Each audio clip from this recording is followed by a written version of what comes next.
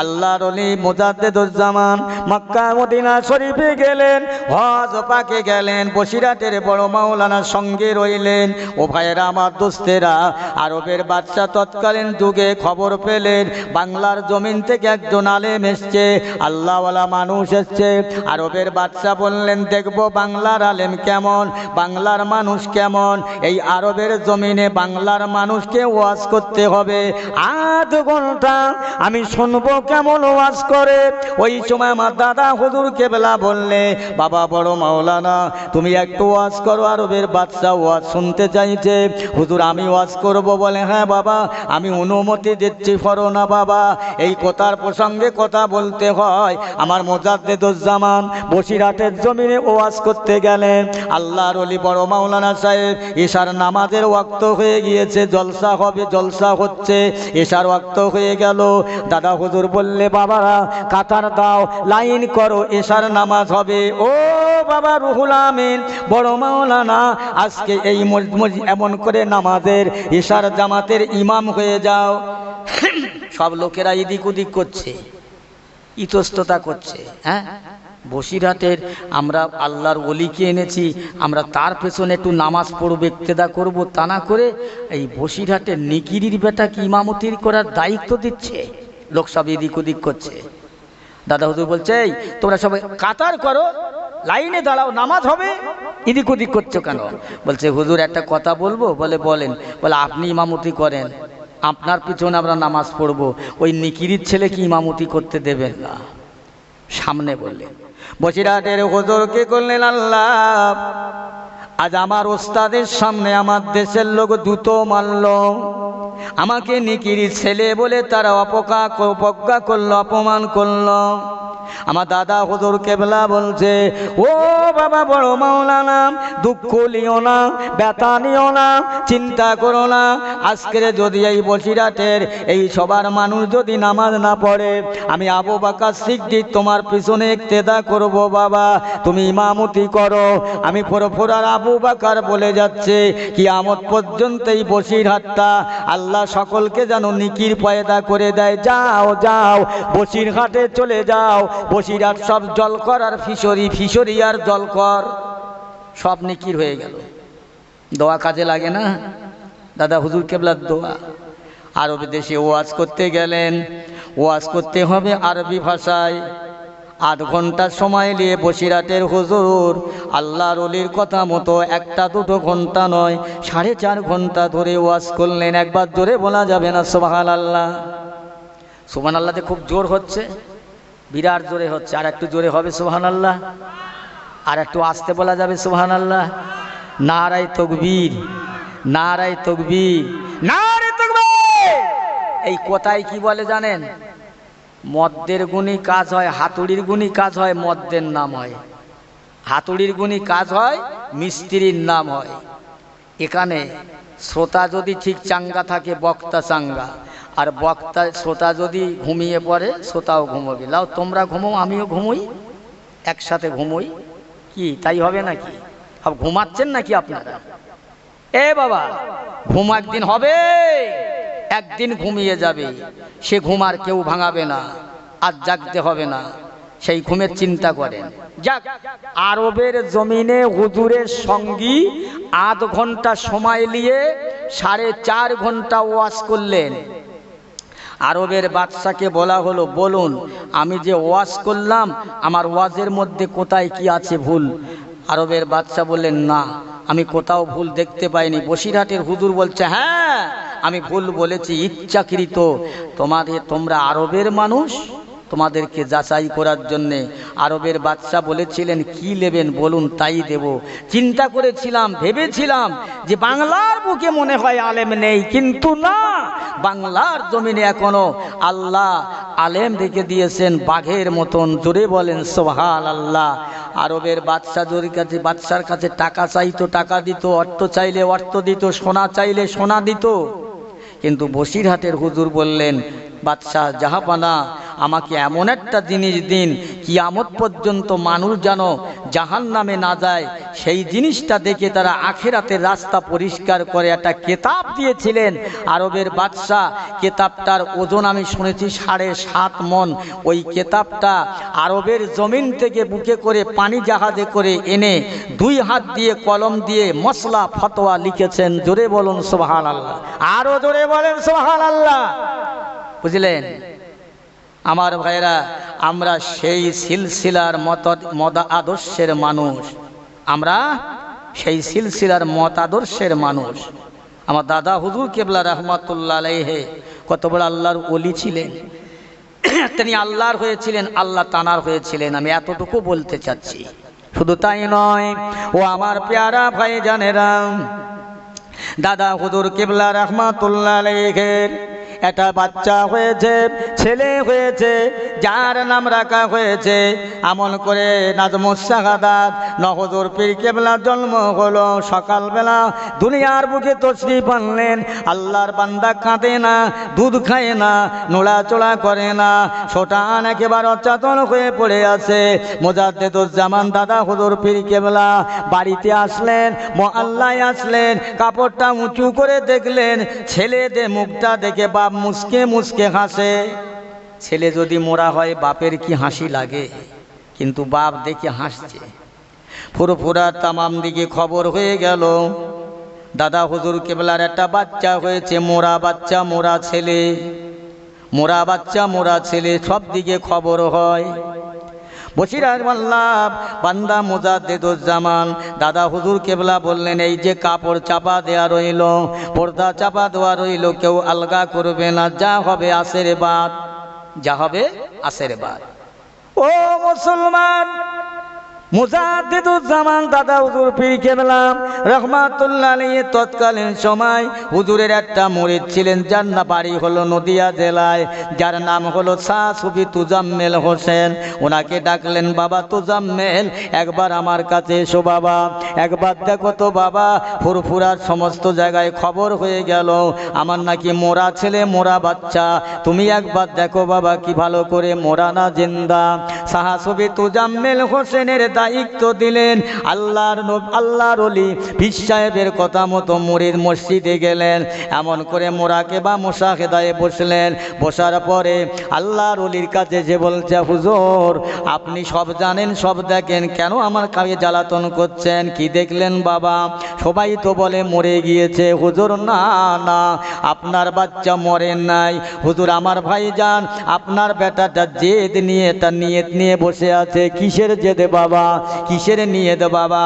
ও আল্লাহর ওলি মুজাদ্দেদুজ্জামান, আপনার ন বেটা, আপনার ন ছেলে জিন্দা, আল্লাহ দরবারে একটা নিয়তে বসে আছে, আল্লাহর কাছে একটা জেদ নিয়ে বসে আছে। আল্লাহ পাক, আমি নাজমুস শাহাদাত দুনিয়ার পানি পর্যন্ত ভক্ষণ করব না, আল্লাহ আমার কথাটা কবুল করবে কিনা? আমার আব্বাজান মুজাদ্দেদুজ্জামান দাদা হুজুর পীর কেবলা রহমাতুল্লাহ আলাইহি যত মুরিদ, তার আওলাদ যতদিন থাকবে, তাদের যত মুরিদ হবে কিয়ামত পর্যন্ত, আমার আব্বাজানের মুরিদ আর মুরিদের বাচ্চা, মুরিদের নাতি, মুরিদের পোতা, কিয়ামত পর্যন্ত এই সিলসিলার ভুক্ত যত মানুষ থাকবে, কাল কিয়ামতের ময়দানে আমার আব্বা আবু বকরের মুরিদদেরকে সঙ্গী করে আল্লাহর নবীর দামান ধরে আল্লাহ পাক আপনার রহমতের দয়ার জান্নাত আপনি যদি না দেন, আমি নাজমুস শাহাদাত দুনিয়ায় পানি ভক্ষণ করব না, এইভাবে থাকবো। হুজুর আমার ন ভাইজান এই নিয়ত নিয়ে বসে আছে, আল্লাহর কাছে দোয়া করতে রয়েছে, প্রার্থনা করতে রয়েছে, এখনো পর্যন্ত দুধ খেলেন না, পান বললেন না, কাঁদা কাটা করেন না। যেই না মাগরিবের আজান হয়ে গেল, আল্লাহর বান্দা কেঁদে উঠলেন, নাজমুস শাহাদাত দাদা হুজুর কেবলা বলে, বা দুধ দাও।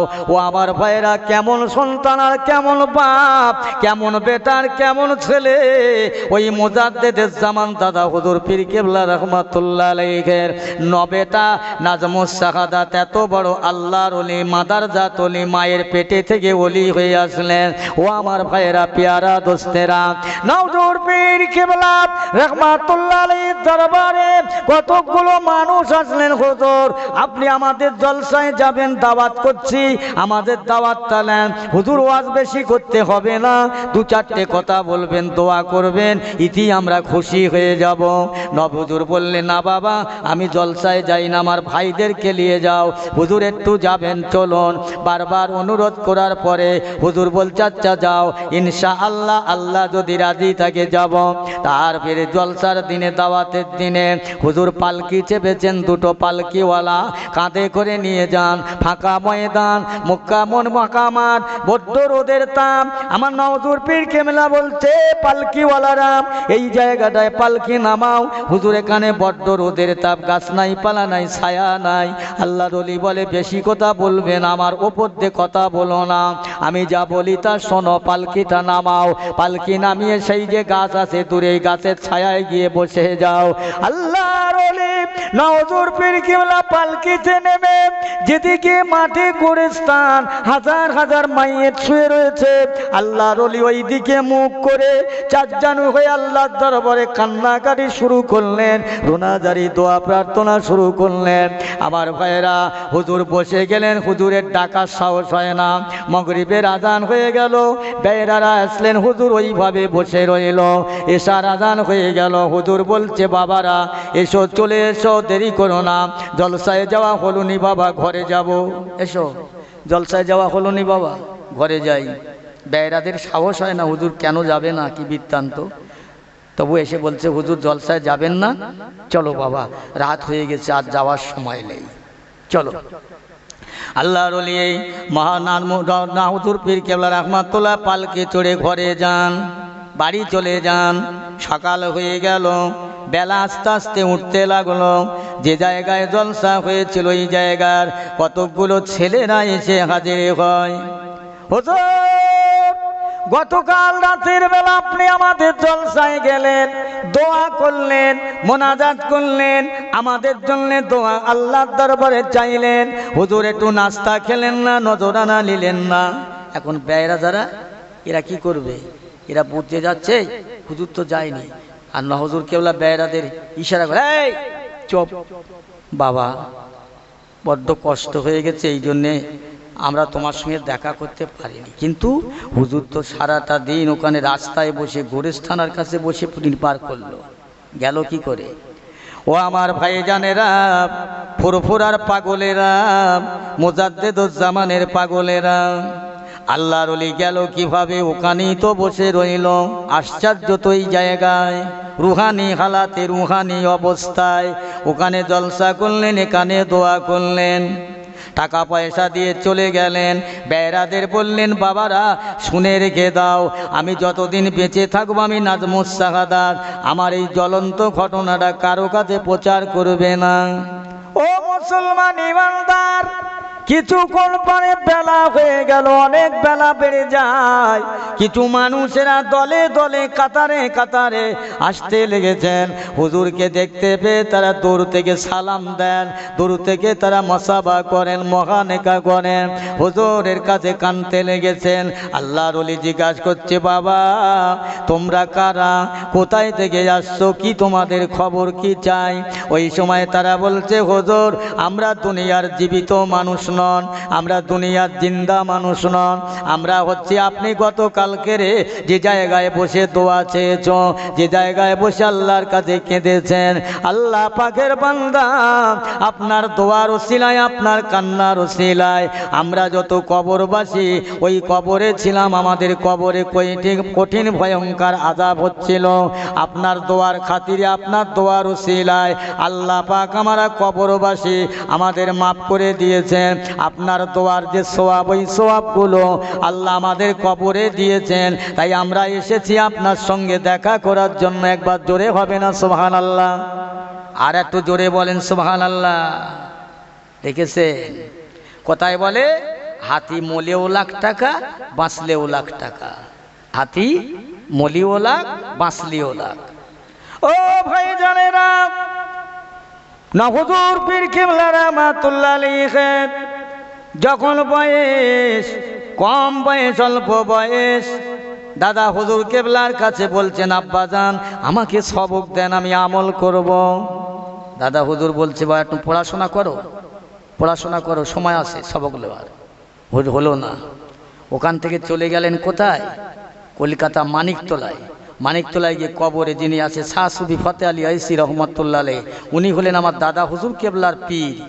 শাহ সুফি ফতে আলী আইসি রহমতুল্লাহ আলাইহি হলেন আমার মোজাদ্দেদ জামান দাদা হুজুর কেবলার পীর।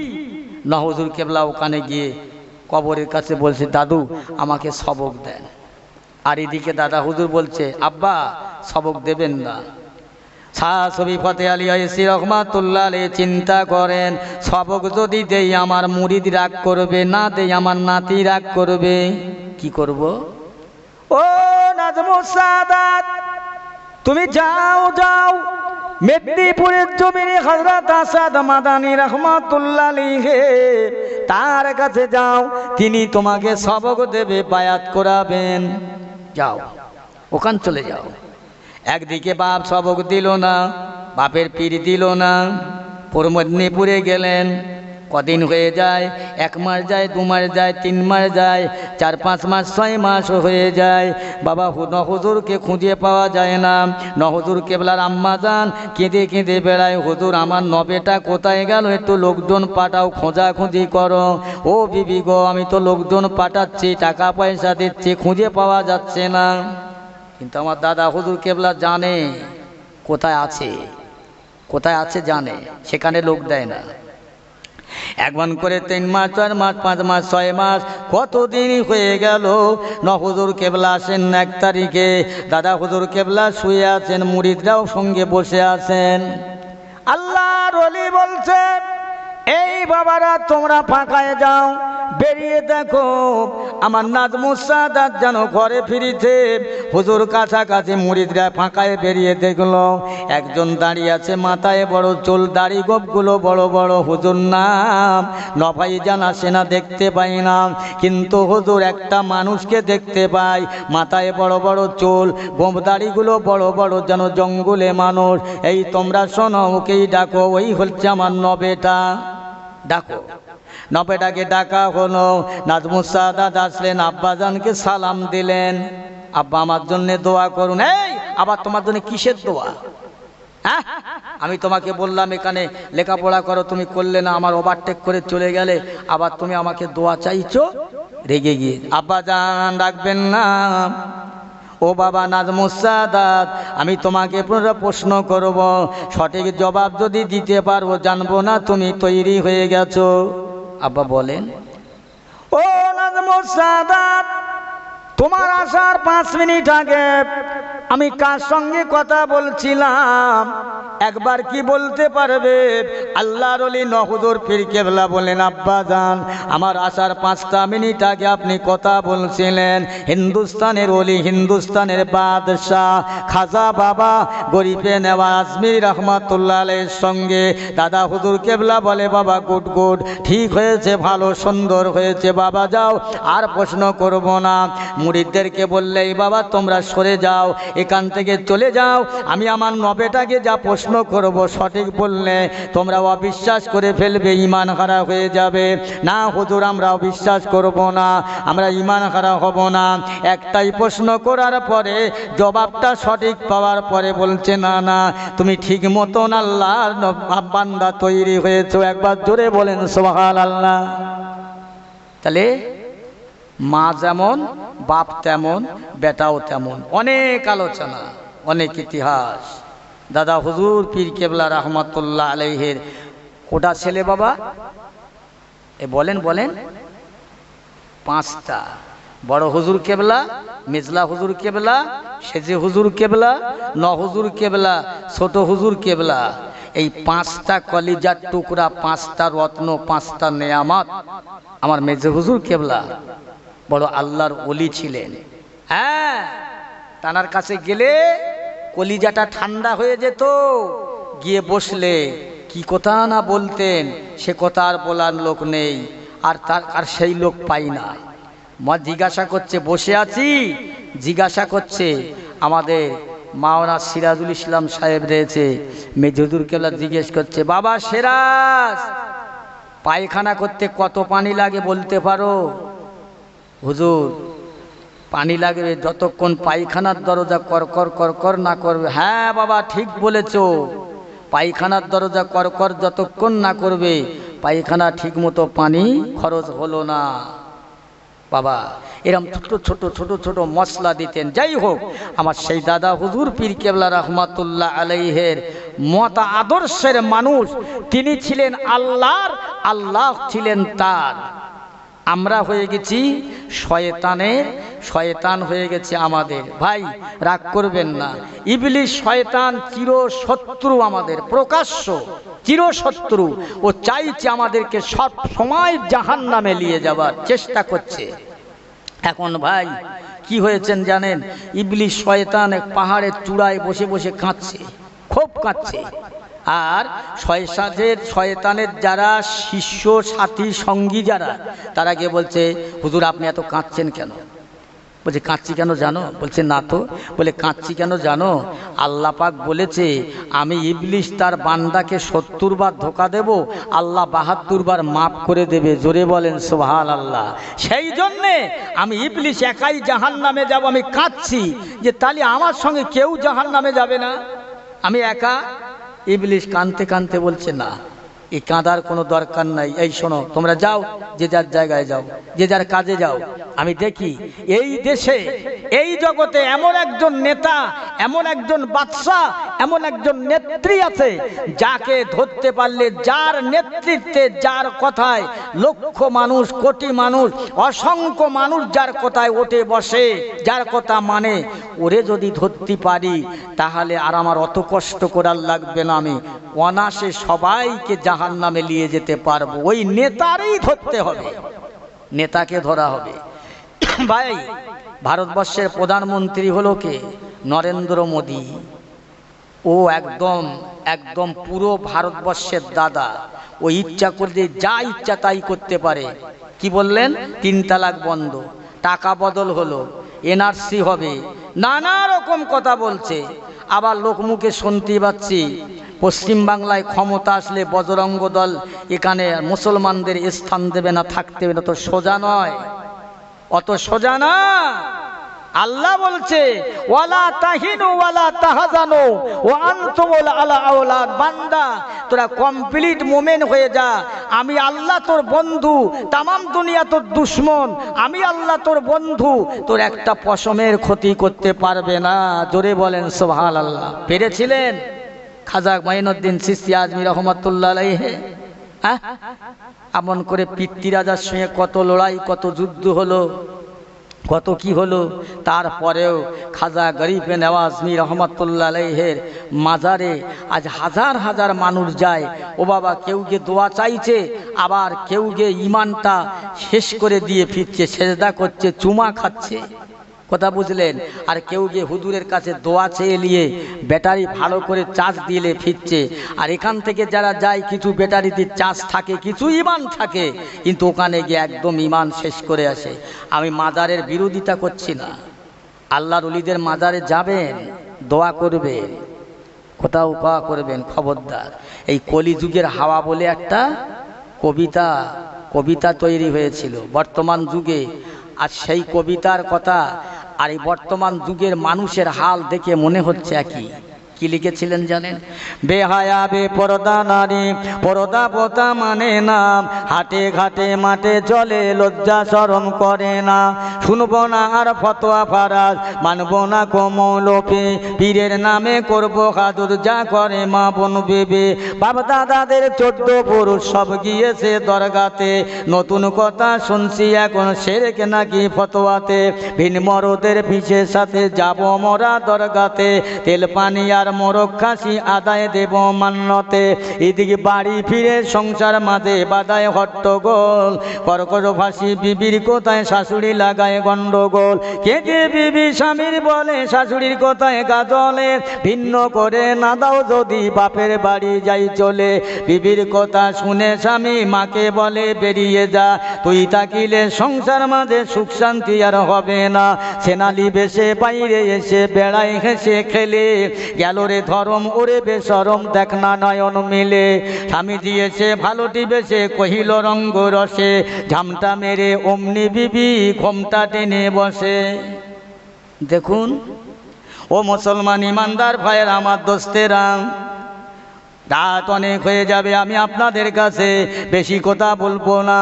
খবরদার আপনারা পীরের দরবারে যাবেন, পীরের মাজারে যাবেন, মাজার জিয়ারাত করবেন। কবর জিয়ারাত করলে কবরের কথা স্মরণ হয়, মৃত্যুর কথা স্মরণ হয়। তবে খবরদার বাবা, কবরের ধারে গিয়ে খুঁটিয়ারি গিয়ে বলো না গাবা গাজী সাহেব আমার ছেলে হয় না, একটা ছেলে দাও, এক জোড়া খাসি দেব। আল্লাহর নবী বললেন এই শিরকের গুনাহ মাপ নাই, মাপ হবে না। সারের মেলা চলছে, যাও ওই মেলায় গিয়ে বাবা বাবুর মোল্লা আমার ছেলেটা অন্ধ, অন্ধটা ভালো হলে এক জোড়া খাসি দেব। এই খাসির গোস্ত খাওয়া শরীরে গোস্ত খাওয়া সমান। আমি বলিনি, মশলা বলছে। বলেন এই ওয়াজ করতে গিয়েছিলাম আমাদের এই পাশে শাঁকসার ডালাপুকুর বলে একটা জায়গা। এই ওয়াজ করতে করতে এই কথা বলেছি, একদম মানুষ সব জলসায় থেকে উঠে গিয়েছে। আর আমার রেখেছে, বলছে হুজুর নেমে আসেন, আপনার সাথে কথা আছে। আর কথা হবে 3 ঘন্টা ওয়াজ করে, তারপরে ওয়াজ করে লেবে গেছি। চারদিক দিয়ে মানুষ ঘিরে নিয়েছে, আর আমাকে বলছে আমরা বছরে এমন একটা জিনিস করি, আর তুমি কার সঙ্গে কি তুলনা করলে, তোমাকে অল্পে ছাড়বো না, আমাকে বুঝিয়ে দাও, আমাদের বুঝিয়ে দাও। আল্লাহর কোরআন শোনেন না? শিরকের গুনাহ মাপ নেই, শিরকের গুনাহ ক্ষমা নেই, শিরক আল্লাহ মাফ করবে না। বলছে অত বুঝি নে, তুমি যুক্তি দিয়ে বোঝাও। ও বাবা, কোরআন মানে না, ওরা যুক্তি মানে। বলে যুক্তি দাও।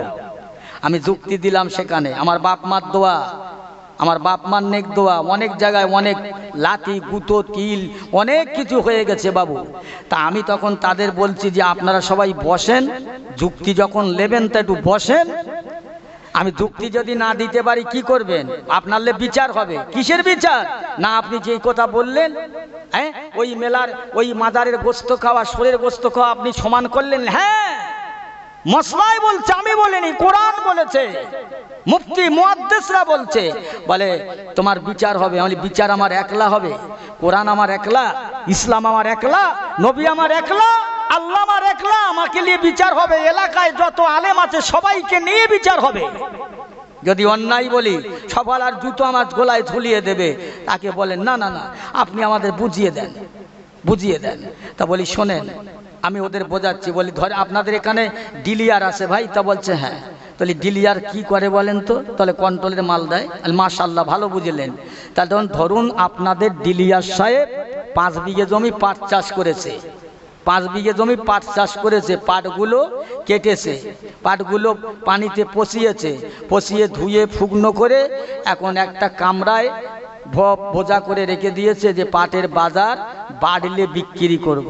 ডিলিয়ার সাহেব কন্ট্রোলে মাল দিতে গিয়েছে, কোনো কারণে পাটের গুদমে আগুন লেগেছে, দাউ দাউ করে জ্বলছে। ডিলিয়ারের বিবি এই মুহূর্তে একটা চিঠি লিখে একটা বাচ্চার হাতে দিয়েছে, যাও এই চিঠিটা নিয়ে শিগগির তো চাচা জানের হাতে দিয়ে যা, শিগগির যা। বাচ্চাটা চিঠি নিয়ে যতবার দিতে যায় ওই ডিলিয়ার বলছে এই দাঁড়াও, এখন পরে। ও মনে করেছে এই গরিবের ছেলে আমার চাচতে ভাইপো, আমার বাপ অভাবী খুব, তো মনে হয় দুটো চাল টাল চেয়েছে, সে লাস্টে হবে। এখন সব কাস্টমার খরিদ্দারের ভিড় বড্ড, এখন ও কাগজ দেখার সময় নেই। ও বাবা 2-4 ঘন্টা হয়ে গেছে। ডিলিয়ার সাহেব বলছে দেখি কচি তোর চিরকুটির কাগজটা। তাতে লিখেছে আপনি যেখানে থাকেন, যেহালে থাকেন, জলদি চলে আসেন, পাটের গুদমে আগুন লেগেছে। তো 4 ঘন্টা পার হয়ে গেছে, সে পাট তো পুড়ে ভ্যানিশ হয়ে গেছে। বাবু ডিলিয়ার সাহেব বাড়ি এসে দেখছে বিবি অজ্ঞান, হোপলেস, হুঁশ নেই। লোকেরা সব মাথায় পানি দিচ্ছে, কানে পাখনা দিয়ে মারি মারি ঠেকে গিয়েছে, দাঁতি লেগে গিয়ে ছাড়াচ্ছে। ডিলিয়ার কি ব্যাপার? বলে কি ব্যাপার মানে আপনি জানেন না? আপনার পাটের গুদমে আগুন লেগেছে। ও তা পাটের গুদমে আগুন লেগেছে ঠিকই আছে, পাট ফের চাষ করা হবে, জমিটা রয়েছে, জমি তো আর পড়েনি। তাই এর জন্য এত চিন্তা, এত ঘাবড়াবার কি আছে, এত হোপলেস হবার কি আছে? বলে নিজের বিবিকে হাত ধরে আদর করে ঘরে নিয়ে গেলেন। ভাই 6 মাস পরে ডিলিয়ারের বোনাই এসছে। আচ্ছা ডিলিয়ারের যদি বোনাই হয় তো ডিলিয়ার সাহেবের স্ত্রীর ও কি সম্পর্ক হবে আপনি একটু বলেন? ওই দেখেন ডিলিয়ারের বোনাই, ওই ডিলিয়ারের বোর কি হবে? নন্দাই না? হ্যাঁ ও নন্দাই এসেছে, খাওয়া দাওয়া খুব চাপ, খাওয়া দাওয়া দিয়ে শালাপোনায় এক জায়গায় বসে খেলেন, খেয়ে আর ডিলিয়ার সাহেবের স্ত্রী দুটো পান সেজেলে, পান এনে পানটা ডিলিয়ারের হাতে দিলেন একটা, আর একটা নিজের নন্দাই বলছে, ভাই অনেক দিন থেকে আসেন না, আগে কত ঘন ঘন আসতেন, কত দয়া মায়া খাতির ছিল, খাতির সব ভুলে গেছো, তা আজকে বড় অনেক দিন পরে এসছো, হা করো, পানটা আমি তোমার গালে দেব। আচ্ছা বলেন, ও ডিলিয়ার সাহেব ও বৌরি নাস্তা দেবে না ভালো জিনিস কি করবে? ও ডিলিয়ার বলে, সর্বনাশ, 5 বিঘে জমির পাট পুড়ে গেল, আমি অম্লান বদনে সহ্য করলাম, কিন্তু একটা পান সামান্য 5 টাকা দাম, এই বিধি বরদাস্ত করা যাবে না। মুসলমান ইমানদার ডিলিয়ার সাহেব কি করলেন, কাগজটা নিলেন, কলমটা নিলেন, তালাকটা লিখে বেবিটার হাতটা ধরে বুড়ি আঙুলটা নিয়ে সইটা নিয়ে টিপটা নিয়ে বলছে, যাও ও সখিনা, এখানে তোমার আর থাকার অধিকার নাই, স্থান নাই। ওই সময় বলছে, ওই আমার কেউ আমার স্বামী কি করলেন, কি হলো, কি করলাম? বলে, তুমি যা করেছো ক্ষমা পাওয়ার অযোগ্য, ক্ষমা পাবে না, চলে যাও, মাপের অযোগ্য, আমার এখানে থাকতে পারো না। আবার জিজ্ঞাসা করলেন, কি হলো বিবি রে, কি হয়েছে, একবার পূর্বের কথা মনে করো, পিছনের কথা মনে করো, অতীতের কথা মনে করো। বিবি সাহেবা, 5 বিঘে জমির পাট গুদম পুড়ে ছাই হয়ে গেল, আমি চিন্তা করলাম না, চিন্তা করিনি, তোমার হাতটা ধরে আদর করে মাহাব্বাত করে ঘরে নিয়ে গেলাম, দেশের মানুষেরা প্রশংসা করলো, কত না খুশি হলো। আজকের তুমি আমার সামনে পানটা এনে আমার গালে দিলে আমি আরো খুশি হতাম, কিন্তু না, আমার গালে না দিয়ে তুমি আমার বোনার গালে দিয়েছো, আমি আর সহ্য করতে পারলাম না, তালাক দিলাম, তুমি বেরিয়ে যাও।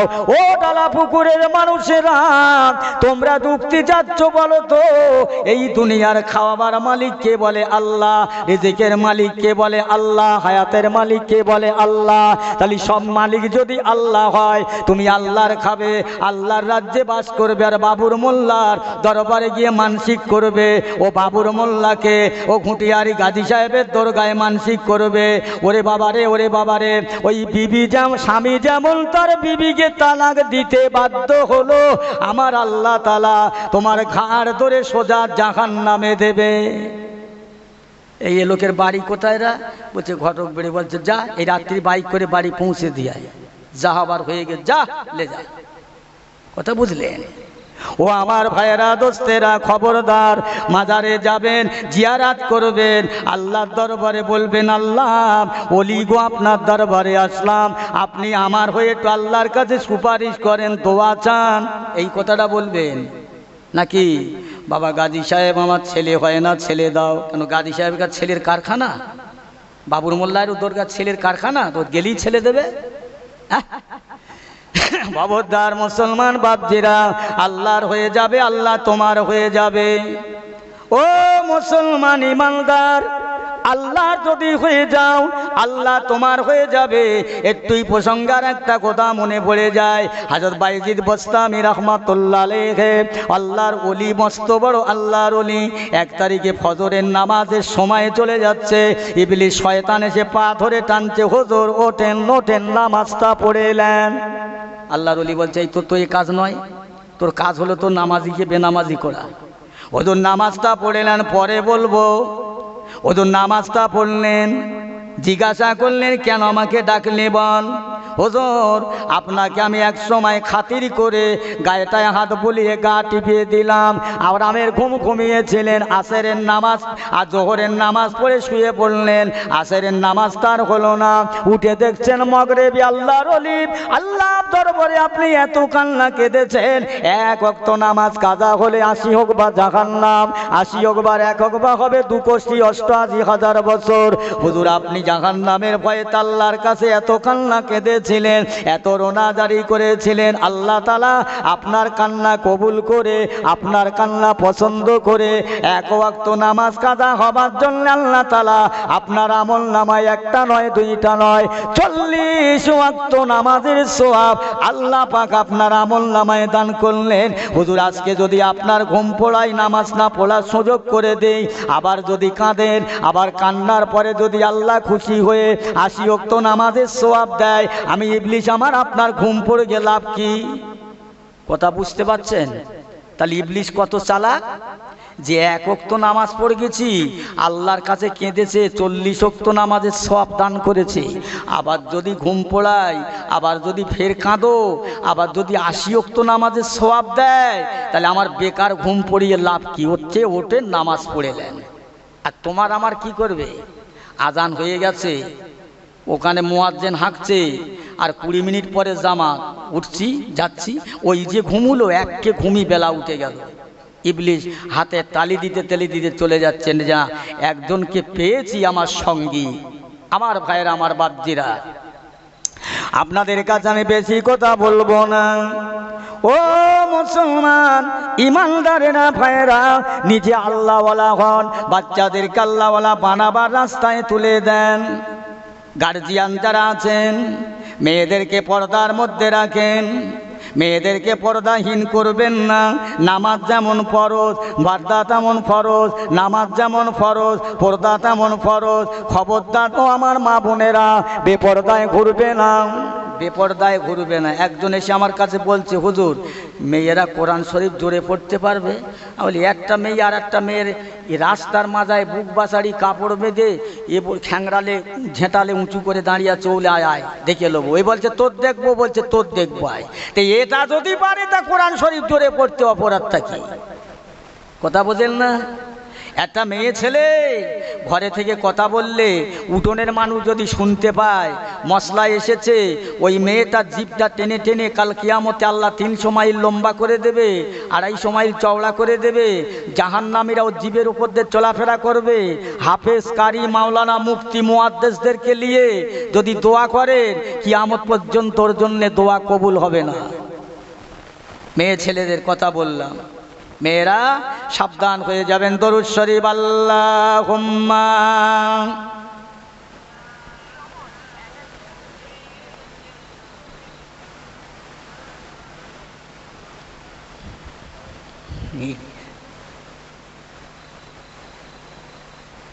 অবস্থা খুব কাইল, একটু দাঁড়ান তো সকলে, দাঁড়িয়ে আমার নবী পাকের শানে সোনার মদিনা একটু সালাম পাঠাইয়া, নবী সালাম।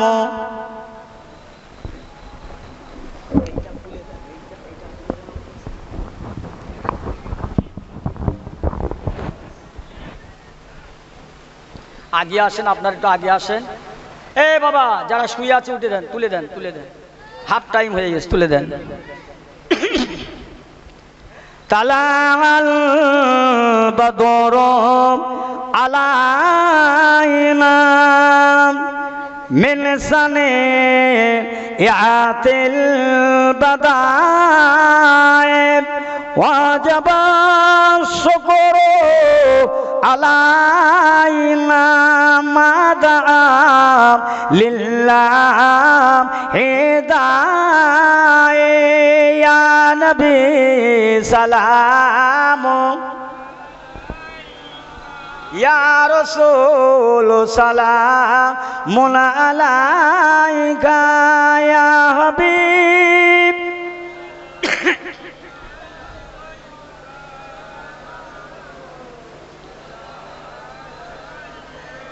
উড়িল আল্লাহ রব্বানি, পোহালেন দুঃখের এ রজনী, আমিনার নয়নের মনি করিল জগৎ অত নুরানি, ইয়া নবী সালাম।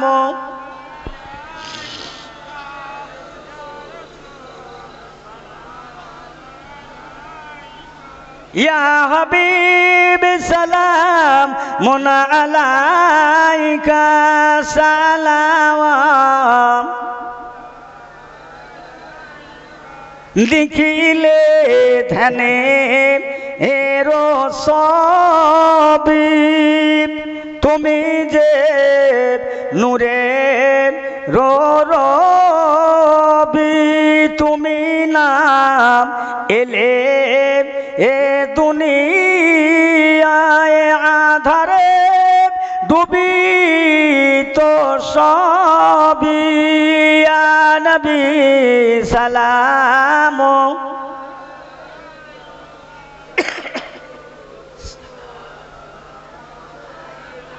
ইয়া হাবিবি সালাম আলাইকা সালাম চাঁদ সরোজ আকাম সে আসে সে আলো হৃদয় না আসে এলে তাই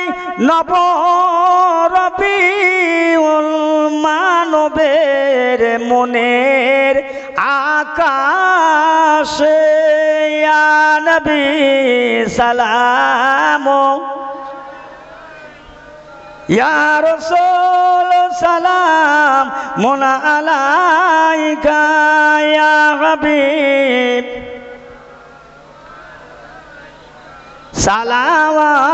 সালাওয়াতুল্লাহ আলাইকা বসেন ইয়া রাব্বি সাল্লি সালাম দুরুদ সালাম বালাগাল উলা বিকামালিহি আলহামদুলিল্লাহ একটু জোরে জোরে পড়েন বালাগাল উলা বিকামালিহি কাসাবদ্দু যাবে জামালিহি হাসানাত জামিউ খিসালিহি সাল্লু আলাইহি ওয়া আলিহি আল্লাহুম্মা তাবারু কি বসিয়ে খাওয়াবে না না তোমার আগে তাবারু দিয়ে দেব আচ্ছা আচ্ছা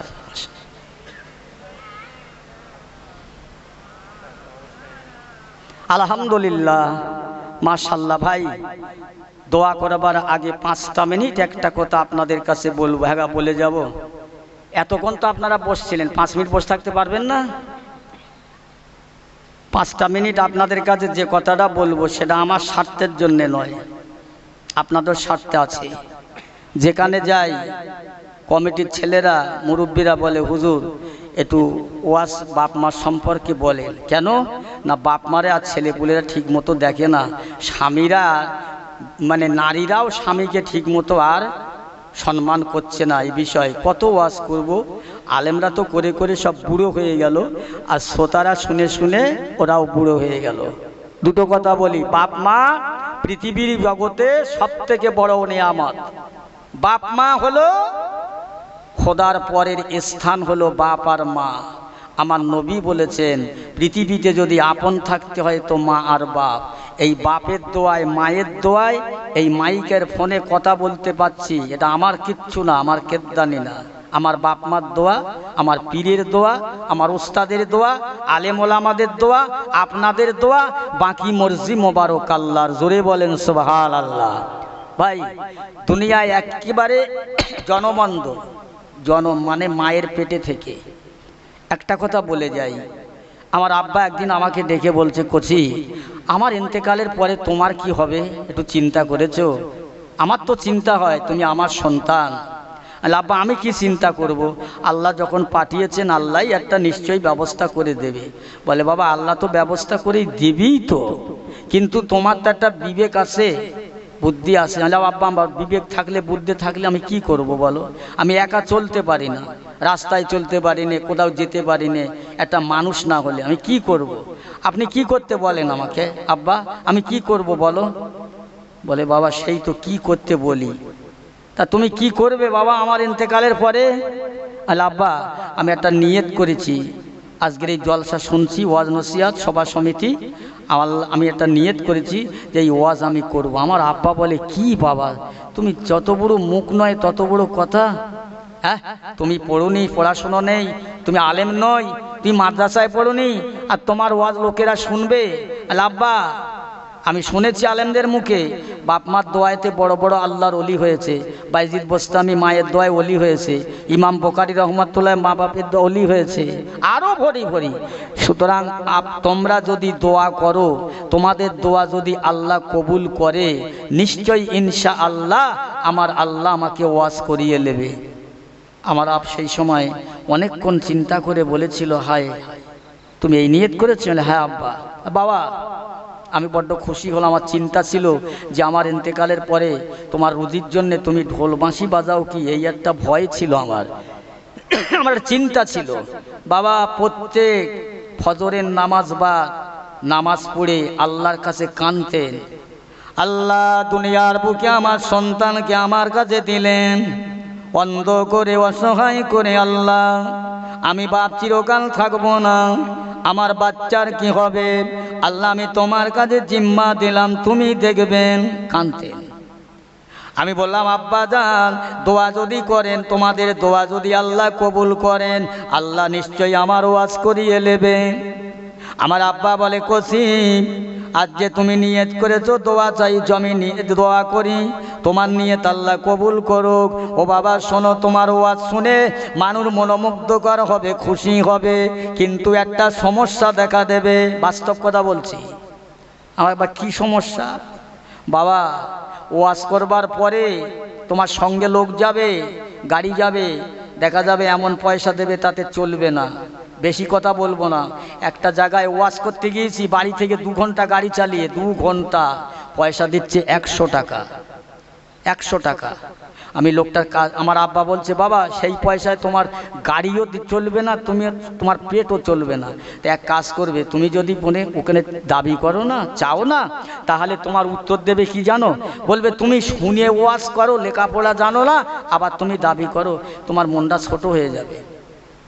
বাস্তব কথা। 100 টাকা দিয়েছে, আর সেই লোকটার হাতটা ধরে একটু আড়ালে নিয়ে বলছে ভাই এতটা পথ আসলাম 100 টাকায় হয় না, একটু বেশি করে দেন। আমাকে বলছে তোমার কোয়ালিফিকেশন কি, ডিগ্রি কি?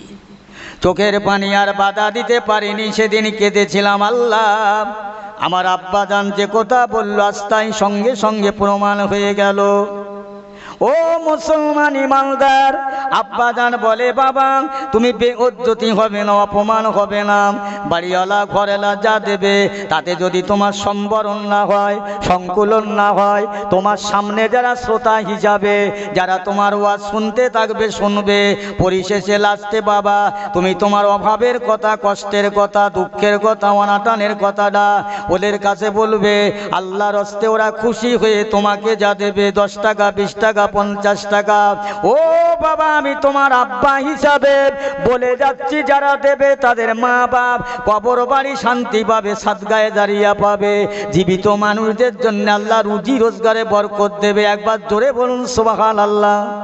একটু মন খুলে বলেন সুবহানাল্লাহ, আর একটু জোরে বলেন সুবহানাল্লাহ। নারায়ে তাকবীর, নারায়ে তাকবীর, নারায়ে তাকবীর। বাবা আমি আপনাদের কাছে জোর নেই, এই যে কথাটা বললাম আপনারা বলবেন চাঁদা তোলার জন্যে না, আমার আব্বার ওসিয়াত, সব জায়গায় সময় পাইনে, সুযোগ পাইনে, আবার এটাও বলে গেছিল বাবা সব জায়গায় বলবে না। আজ আমার বাপের দোয়া যেমন আমার জন্যে কবুল হয়েছে, যদি আল্লাহ করে থাকে হয়েছে, আপনাদেরও বাপের মার দোয়া আল্লাহর দরবারে কবুল হবে আপনাদের জন্যে। কথা বুঝলেন? এই একটু আগে যে বলছিলাম না যে ছেলে বাড়ি এসে শৌর বাড়ি থেকে বলছে মা যা করেন শাউরি তাই করেছে। আচ্ছা বলেন এই মা যদি শোনে ওই ছেলের কথা, মার মনে কত দুঃখ লাগবে, কত ব্যথা লাগবে। ছেলে ঘর ছাড়ছে বৈশাখ মাসের রোদির সময়, মুখটা কালো হয়ে গেছে, বাপ বলছে কচি একটু লেবি আয় না বাপ, একটু পানি খেলে আবার উঠিস কোন, বড্ড তার বড্ড গরম। ও ছেলে বলছে যাও, পুরো বয়সে কাজ নেই, খাচ্ছে আর ঘুরে বেড়াচ্ছে, কত রস জমেছ তোমার। বাপের ছেলে বলতে, বাপ কি করেছে, একটা নাতি রান্নাঘরে ছামায় বসছিল, মাত্র 3-4 বছর বয়স, ওই নাতির হাতটা ধরে আর বৈশাখ মাসে রোদি উঠোনের মাজায় বসিয়ে দিয়েছে। আর ও ছেলে চালে থেকে বলতে, দেখেছো দেখেছো এই বুড়ো লোকের কোনো হিসেব জ্ঞান আছে, এ বুড়ো লোকের কোনো কাণ্ড জ্ঞান আছে, একটা বাচ্চা ধরে রোদি বসাচ্ছে। ও বাবা, বাবা আমি বুড়ো হয়ে গেছি তাই না বাবা, আজকের বুড়ো আমি, আমার অন্তরটা জ্বালা করছে, তুই আমার ছেলে, দেখেছিস কতটা জ্বালা করে আমার ছেলে, তুই তোর মুখ কালো হয়েছে, আমার কলজেটা জ্বালা করছে, আজকের তোর কাছে লাভতে বললাম, তুই আমার এই উত্তর দিলি, এখন তোর ছেলে রোদি বসকে দিছি, দেখ কতটা জ্বালা করে। কথা বুঝতে পারছেন আমার ভাইরা, আমার দোস্তেরা, যা কিছু বলেছি বলার মধ্যে ভুল খাতা হলে মাফ করে দেবেন, আর যদি পারেন আল্লাহর হস্তে যে যা পারেন দেবেন, তবে জোর জবরদস্তি নেই। তবে এতটুকুন বললাম, যাদের বাপ মা বেঁচে আছে বড় নেয়ামত, বড় নেয়ামত, বাপ মার সঙ্গে কথা বলবেন, খাওয়া না দিতে পারেন আজ বর্তমান যুগে 100-র মধ্যে 80 জন ছেলে বউর কাছে বিক্রি হয়ে গেছে। আমি বাস্তব বলছি, 100-র মধ্যে 80 জনা ছেলে বউর কাছে বিক্রি হয়ে গিয়েছে, তারা বউর কাছে এতিম হয়ে গিয়েছে। বউ যা বলে স্বামী তাই শোনে। আলহামদুলিল্লাহ, রাখেন এখানে রাখেন। ভাই একটা কথা বলে যাই, যারা আজকের যুবতী হয়ে শ্বশুর বাড়ি এসে যেসব মেয়েরা স্বামীর ঘরে, জেনে রাখো আজকে তুমি যুবতী, কাল তুমি বুড়ি হবে, কাল তুমি বুড়ি হবে। আর মায়ের কথা ছেলে সহ্য হয় না কবে জানেন? যখন থেকে বউ আসে। একটা কথা বলি ভাই, কিছু মেয়ে ছেলে আছে, মেয়ে ছেলে সবার কথা না, কিছু একদল মেয়ে ছেলে আছে, একটা কথাই বলে না 18 কলা, 18 কলা আছে, সব মেয়ে ছেলে না, রাগ করবেন না। এই একটা মানুষ হাল চষতে চষতে একটা শোল মাছ পেয়েছে মাঠে, আষাঢ় মাসে হাল চষতে গিয়ে শোল মাছ পেয়ে স্বামী বাড়ি এনে বলছে এই শোল মাছটা কুটে জাল দিয়ে রান্না করবে, ঘাড়ের দাকাটা আমাকে দেবে। ভালো করে শোনেন, ও করেছে কি একেবারে সেই নেজাটা খাবার সময় দিয়েছে। তো যে হারে সে ঘাড়ের দাকা বলছে আমি দাবায় এসেছিলাম, ঘরে এসেছিলাম নুন নিতে তেল নিতে, আর সে বিড়েলে দাকাটা লেপেলে বলছে আচ্ছা বিড়েল তো, এ তো শিক্ষিত বিড়েল, হ্যাঁ এ তো কলেজে পড়া বিড়েল, হ্যাঁ এত মাথা নেজা মাজার দাকা থাকতে ঘাড়ের দাকা বিড়েল হয়ে গেছে। বউ বলছে আমি জানি তুমি আমাকে ভালোবাসো না, সারাটা জীবন তোমার সংসারে এসে আমার সুখ নেই, শান্তি নেই। এক কথা দু কথা হতে হতে এখন এক ঘা বাড়ি মেরেছে। এ তখন বলতে দাঁড়াও তোমার মজা দেখাচ্ছি, এক্ষুনি তোমার জেলে ঢোকাবো, জেলের পানি খাওয়াবো, তারপর ছাড়বো। কি করে খাওয়াবে? এখন বলে ওর বউ ছুটেছে রাত্রির বেলা, এক রান্নাঘরে শিল ছিল 15 কেজি শিল, আর রান্নাঘরের ওই কাছাকাছি একটা পুকুর ছিল, পানা পুকুর, ও শিল ডালে ঝপ করে পানা পুকুরি ফেল দে। আরে তখন যা, এই ঠান্ডা পানিতে বউটা মরে যাবে ডুবে, কাল তো জেলে আমার যেতেই হবে, কোনো কথা নেই। ও তখন ওই পান্তি লেবে খোঁজা শুরু করেছে, ওই পানা পুকুরি পান্তি খুঁজতেছে, বউ খুঁজতেছে, বউ পড়ে গিয়েছে। ও খুঁজে খুঁজে একদম হাত পায়ে টাস লেগে যাচ্ছে, বাড়ি এসে ঘরের দরজা ঠেলছে, আর ঘরের ভেতরে চাই কে দরজা ঠেলে? বলে আরে কে দরজা ঠেলে মানে আমি তো। আরে তুমি তো পড়ে গেছিলে, খুঁজতে গিয়েছিলাম। বলে কায়দা খুঁজে পাও না? জ্যান্ত মানুষ পুকুরি পড়ে মরে, এত রাত্রি গা ধুয়েছে কেন? কোথায় ছেলে? দাঁড়াও, কোথা বুঝলেন? এ তখন বলছে দরজা খোল। দরজা খুলে বলছে বুঝতে পেরেছো, আমার এই 18 কলার 1 কলা সবে দেখেছি, 17 কলা বাকি আছে এখন। বুঝলেন না? এরকম মেয়ে ছেলেরা আছে কিছু বাবা, আমি তাদের অনুরোধ করে বলবো, স্বামীর পায়ের নিচে নারীর জান্নাত, আর পুরুষের জান্নাত কোথায় ভাই? মা বাপের পায়ের নিচে। আল্লাহ নবী বলেছেন, বিশ্বাস যদি না হয়, ওরে স্বামীরই, এখানকার মেয়েরা মাশাল্লাহ ইজ্জত সঙ্গে কথা বলে, আমাদের দেশে স্বামীদের না মেয়েরা কি বলে, একটু দেরি করে বাড়ি আসলে এই কোথায় ছিলি এতক্ষণ, স্বামীরই বলে কোথায় ছিলি, যেন ভাই বোনই কথা হচ্ছে। আবার স্বামীরে গাল দেয়, প্লাস্টিকের ঘরে পানি পড়তে বলে এই গান্ডারের সংসারে এসে এর বুকি কবে উলুদ চাপড়া উঠবে, সারা জীবন আমি ওই কষ্ট আর কষ্ট। হ্যাঁ স্বামীরই বলে গান্ডার, এ কি ভাষা! আল্লাহ মাফ করেন, আল্লাহ মাফ করেন। ভাই রাগ হচ্ছে নাকি আপনাদের? কষ্ট নিচ্ছেন নাকি? যুবক ছেলেরা, তোমাদের বাপ মা যাদের বুড়ো হয়ে গেছে, তোমার বোর খাওয়া দিতে, বাপ মার খাওয়া দিতে যদি কষ্ট হয়, বোর কাছে যদি বিক্রি হয়ে থাকো তা হও, কিন্তু বাপ মার সাথে কথা বন্ধ করো না, বাপ মার সাথে আলাপ বন্ধ করো না। বাপ মার দোয়া বড় দোয়া। বাপ মা যদি দোয়া করে, একবার উহু শব্দ করে, তোর মতন বেটা গাড়ির তলায় পড়ে ছিপটে পিষে মরে যাবে, বজ্রপাতে মরে যাবে। আর মা বাপ যদি বলে আল্লাহ আমার ছেলেকে সহি সালামতে বাড়ি ফেরত দাও, ও যদি বন্দুকের গুলি মারে পুলিশ, ও গুলি ফায়ার হবে না। জোরে বলেন সুবহানাল্লাহ। আর যদি বাপ মা একবার দোয়া করে আল্লাহ আমার ওই ছেলেটাকে ধ্বংস করে দাও, ও কাল বিলম্ব হবে না। অনেক ওয়াজ আছে বাপ মা সম্পর্কে। ভাই দিনে আস্তে আস্তে রাত বাড়ছে, ঘুমও বাড়ছে, প্রত্যেকটা মানুষ কর্মব্যস্তর মানুষ। আমি চাই না আপনাকে কষ্ট দিতে। আল্লাহ পাকের দরবারে দোয়া করবেন, আমি দোয়া করি। যা কিছু বলেছি বলার মধ্যে ভুল ত্রুটি হলে মাফ করবেন, আমার জন্য দোয়া করবেন, আমি দোয়া করি। আল্লাহ আমাদের সকলকে শোনা অপেক্ষা, বলা অপেক্ষা আল্লাহ যেন আমল করার তৌফিক দান করে। বলেন আল্লাহুম্মা আমিন। রসুলের শাফাত সুপারি যেন আমাদের নসিব হয়। আর একবার বলেন আল্লাহুম্মা আমিন। ওমা তৌফিক ইল্লা বিল্লাহ। এখন সকলে 3 বার আস্তাগফিরুল্লাহ পড়েন, 3 বার সূরা ফাতিহা শরীফ। আলহামদু শরীফ 3 বার, কুলু আল্লাহ শরীফ 7 বার, আর কয়েকবার দরুদ শরীফ পড়েন, দোয়া করা হবে। যারা বাইরে আছেন দোয়ায় শামিল হয়ে যান। আস্তাগফিরুল্লাহ রাব্বি মিন কুল্লি যামব, আস্তাগফিরুল্লাহ। মাশাআল্লাহ।